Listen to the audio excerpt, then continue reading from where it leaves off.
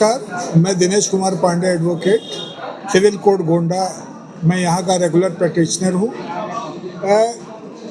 मैं आपको इस विषय पर कहना चाहता हूँ कि हिंदू धर्म बहुत ही सहिष्णु धर्म है, बहुत ही उदारवादी धर्म है और इसमें एक ब्राह्मण समाज है जो सरलता के लिए अपना जाना जाता है।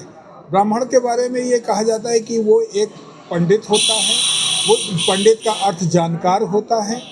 पंडित का अर्थ केवल ब्राह्मण से जोड़ा नहीं, कोई भी व्यक्ति अगर किसी भी विषय में को जानकार है और उस पर अपनी पूरी पकड़ रखता है तो वो पंडित की श्रेणी में आता है। हमारे यहाँ रावण भी पंडित ही कहा गया क्योंकि उसे भी बहुत अच्छी जानकारी रही। लेकिन इस उदारता को, इस सरलता को समय समय पे गलत उपयोग करते हुए हमारे ही समाज के लोगों ने हमको बदनाम करने की कोशिश किया। वर्तमान समय में नेटफ्लिक्स OTT प्लेटफॉर्म पे एक वेब सीरीज आ रही है जिसका नाम है घूसखोर पंडित। विडंबना ये है या ये कह लीजिए मज़े की बात यह है कि इसके अंदर जो किरदार अजय दीक्षित का निभाया गया है वो मनोज बाजपेयी हैं और जिसके निर्माता मिस्टर नीरज पांडे हैं। ये दोनों ही ब्राह्मण समाज से ही आते हैं और इन्होंने इसका एक भ्रष्टाचार के खिलाफ अगर आप कोई बात लेकर के कहने आना ही चाहते थे तो आप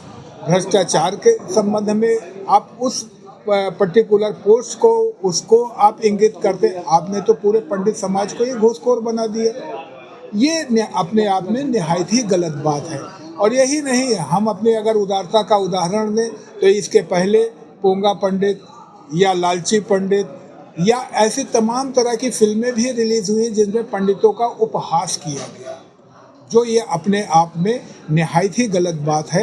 और मैं इस स्तर पर इस OTT प्लेटफॉर्म पर रिलीज़ होने वाली वेब सीरीज जो घूसखोर पंडित है इसका पुरजोर विरोध करता हूं।